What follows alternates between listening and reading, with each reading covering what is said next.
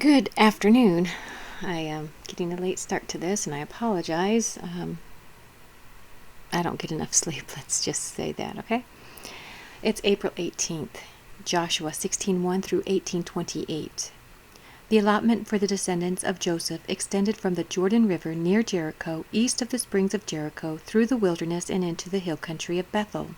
From Bethel, that is, Luz, it ran over to Etoroth in the territory of the Archites. Then it descended westward to the territory of the Japhletites as far as lower Beth Horon, then to Gezer and over to the Mediterranean Sea. This was the homeland allocated to the families of Joseph's sons Manasseh and Ephraim. The following territory was given to the clans of the tribe of Ephraim. The boundary of their homeland began at Ataroth Adar in the east.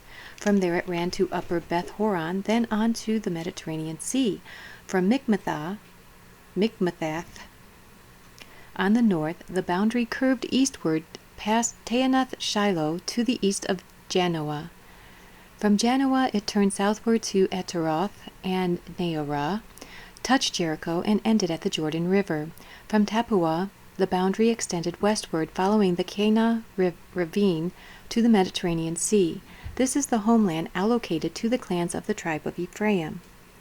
In addition, some towns with their surrounding villages in the territory allocated to the half-tribe of Manasseh were set aside for the tribe of Ephraim. They did not drive the Canaanites out of Gezer, however, so the people of Gezer live as slaves among the people of Ephraim to this day. The next allotment of land was given to the half-tribe of Manasseh, the descendants of Joseph's older son. Machir, the firstborn of Manasseh, was the father of Gilead. Because his descendants were experienced soldiers, the regions of Gilead and Bashan on the east side of the Jordan had already been given to them, so the allotment on the west side of the Jordan was for the remaining families within the clans of the tribe of Manasseh: Abiezer, Helek, Azriel, Shechem, Heifer, and Shemitah. These clans represent the male descendants of Manasseh, son of Joseph. However, Zelophehad, a descendant of Heifer, son of Gilead, son of Machir, son of Manasseh, had no sons. He had only daughters, whose names were Mahlah, Noah, Hoglah, Milcah, and Tirzah. These women came to Eleazar the priest, Joshua son of Nun, and the Israelite leaders, and said, "The Lord commanded Moses to give us a grant of land along with the men of our tribe." So Joshua gave them a grant of land along with their uncles, as the Lord had commanded. As a result, Manasseh's total allocation came to 10 parcels of land, in addition to the land of Gilead and Bashan across the Jordan River, because the female descendants of Manasseh received a grant of land along with the male descendants. The land of Gilead was given to the rest of the male descendants of Manasseh. The boundary of the tribe of Manasseh extended from the border of Asher to Mikmathath near Shechem. Then the boundary went south from Mikmathath to the settlement near the spring of Tappuah. The land surrounding Tappuah belonged to Manasseh, but the town of Tappuah itself, on the border of Manasseh's territory, belonged to the tribe of Ephraim. From the springs of Tappuah, the boundary of Manasseh followed the Kana ravine to the Mediterranean Sea. Several towns south of the ravine were inside Manasseh's territory, but they actually belonged to the tribe of Ephraim. In general, however, the land south of the ravine belonged to Ephraim, and the land north of the ravine belonged to Manasseh. Manasseh's boundary ran along the northern side of the ravine, and it ended at the Mediterranean Sea. North of Manasseh was the territory of Asher, and to the east was the territory of Issachar. The following towns within the territory of Issachar and Asher, however, were given to Manasseh, which were Bethshan, Ibleam, Dor, that is Naphoth Dor, Endor, Taanach, and Megiddo, each with their surrounding settlements.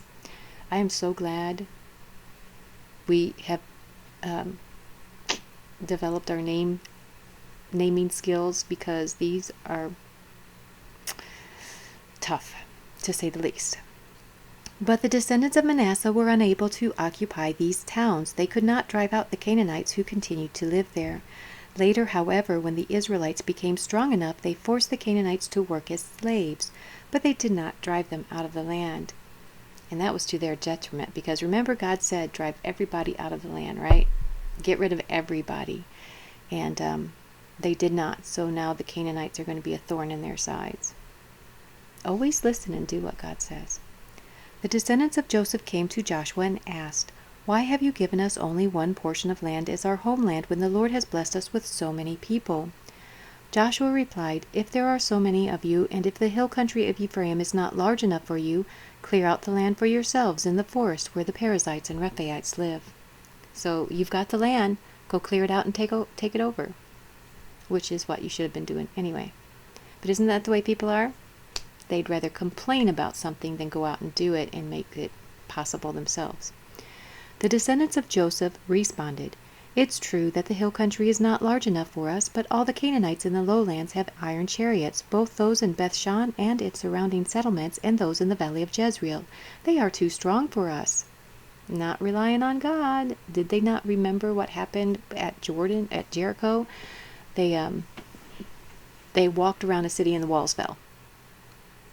That's God. So if God can make walls fall just from walking around and blowing some horns, then he can handle these iron chariots. Then Joshua said to the tribes of Ephraim and Manasseh, the descendants of Joseph, "Since you are so large and strong, you will be given more than one portion. The forests of the hill country will be yours as well. Clear as much of the land as you wish, and take possession of its farthest corners. And you will drive out the Canaanites from the valleys too, even though they are strong and have iron chariots, you big babies." No, it doesn't say that. That was Mikki. Now that the land was under Israelite control, the entire community of Israel gathered at Shiloh and set up the tabernacle. But there remained 7 tribes who had not yet been allotted their grants of land.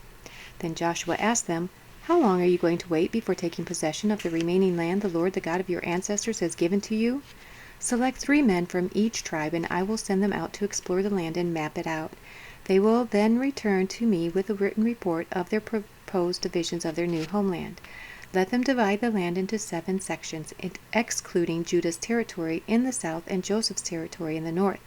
And when you record the 7 divisions of the land and bring them to me, I will cast sacred lots in the presence of the Lord our God to assign land to each tribe. The Levites, however, will not receive any allotment of land. Their role as priests of the Lord is their allotment. And the tribes of Gad, Reuben, and the half-tribe of Manasseh won't receive any more land, for they have already received their grant of land, which Moses, the servant of the Lord, gave them on the east side of the Jordan River. As the men started on their way to map out the land, Joshua commanded them, "Go and explore the land and write a description of it. Then return to me, and I will assign the land to the tribes by casting sacred lots here in the presence of the Lord at Shiloh." The men did as they were told and mapped the entire territory into 7 sections, listing the towns in each section. They made a written record and then returned to Joshua in the camp at Shiloh. And there at Shiloh, Joshua cast sacred lots in the presence of the Lord to determine which tribe should have each section. The first allotment of land went to the clans of the tribe of Benjamin. It lay between the territory assigned to the tribes of Judah and Joseph. Here we go with some more names. Are you ready? Me either. Okay. The northern boundary of Benjamin's land began at the Jordan River, went north of the slope of Jericho, then west through the hill country and the wilderness of Beth Haven. From there the boundary went south to Luz, that is Bethel, just call it Bethel, and proceeded down to Ataroth Adar on the hill that lies south of lower Beth Horon. The boundary then made a turn and swung south along the western edge of the hill facing Beth Horon, ending at the village of Kiriath Baal, that is Kiriath Jearim, a town belonging to the tribe of Judah. This was the western boundary. The southern boundary began at the outskirts of Kiriath Jearim. From that western point it ran to the spring at the waters of Nephtoah and down to the base of the mountain beside the valley of Ben Hinnom, at the northern end of the valley of Rephaim. From there it went down the valley of Hinnom, crossing south of the slope where the Jebusites lived, and continued down to En-Rogel. From En-Rogel the boundary proceeded in a northerly direction and came to En-Shemesh and on to Geliloth.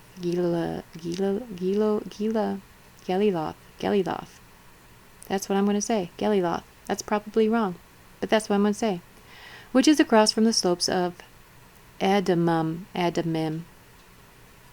Then it went down to the stone of Bohan. Bohan was Reuben's son. From there it passed along the north side of the slope overlooking the Jordan Valley. The border then went down into the valley, ran past the north slope of Beth Hogla, and ended at the north bay of the Dead Sea, which is the southern end of the Jordan River. This was the southern boundary. The eastern boundary was the Jordan River. I like the eastern boundary. Simple, easy. These were the boundaries of the homeland allocated to the clans of the tribe of Benjamin. And these were the towns given to the clans of the tribe of Benjamin: Jericho, Beth Hogla, Emek Kezez, Beth Araba, Zemoraim, Bethel, Avim, Para, Ophrah, Kephar Ammoni, Ophni, and Geba, 12 towns with their surrounding villages. Also Gibeon, Ramah, Beeroth, Mizpah, Kephirah, Moza, Rechem, Urpeel, Taralah, Zelah, Haleph, Jebus, that is Jerusalem. Jerusalem's so much easier. Gibeah and Kiriath, 14 towns with their surrounding villages. This was the homeland allocated to the clans of the tribe of Benjamin. That was so painful. I am so sorry. Luke 19:1-27. Jesus entered Jericho and made his way through the town. There was a man there named Zacchaeus. He was the chief tax collector in the region, and he had become very rich. He tried to get a look at Jesus, but he was too short to see over the crowd. I can relate. So he ran ahead and climbed a sycamore fig tree beside the road, for Jesus was going to pass that way. When Jesus came by, he looked up at Zacchaeus and called him by name. "Zacchaeus," he said, "quick, come down. I must be a guest in your home today." How awesome would that be for Jesus to be walking down the road and look at you, never having personally met you before, or should say vice versa, and he calls you by name and says, "I have to eat at your house today. I have to. I must." But he's like that every day. He must eat with us every day. So invite him. Zacchaeus quickly climbed down and took Jesus to his house in great excitement and joy. But the people were displeased. "He has gone to be with the guests of a notorious sinner," they grumbled. Meanwhile, Zacchaeus stood before the Lord and said, "I will give half my wealth to the poor, Lord, and if I have cheated people on their taxes, I will give them back 4 times as much." Can our tax collectors be that way? Can they learn a lesson from Zacchaeus, please?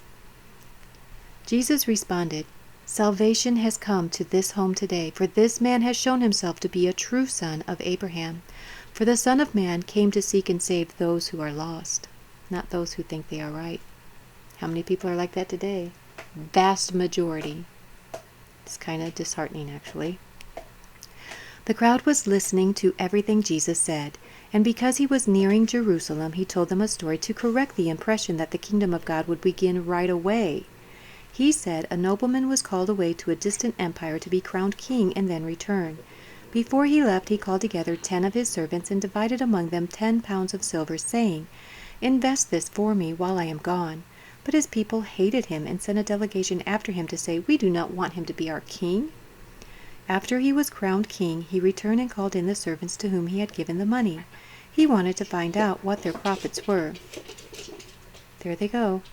The first servant reported, "Master, I invested your money and made 10 times the original amount." "Well done," the king exclaimed. "You are a good servant. You have been faithful with the little I entrusted to you, so you will be governor of 10 cities as your reward." The next servant reported, "Master, I invested your money and made 5 times the original amount." "Well done," the king said.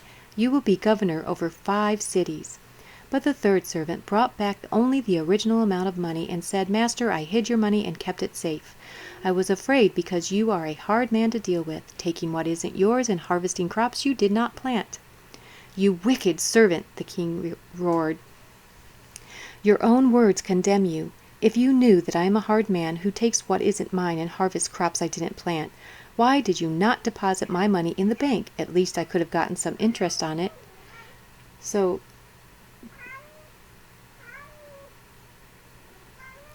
Ash, what? She's over there. She's over there. Yeah, there she is. What? Life with cats.